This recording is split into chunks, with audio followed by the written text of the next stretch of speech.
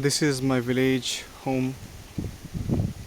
Foundations, pillars has been done, and we have left few more rods just to extend it in case we need.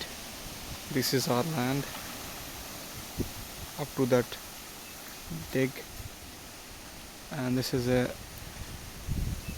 mango tree, so we are not demolishing it for now, and we don't have any ideas for that.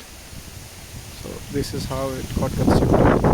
You see a TPC plinth beam, pillars up to 7 feet everywhere except only the stairs which are over there. You see that one.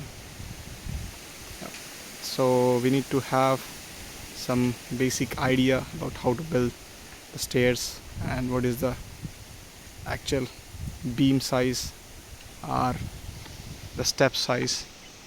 So we are still thinking on that. So I was talking about that pillar. Yeah. So that's it for today, guys. Thank you. Bye bye.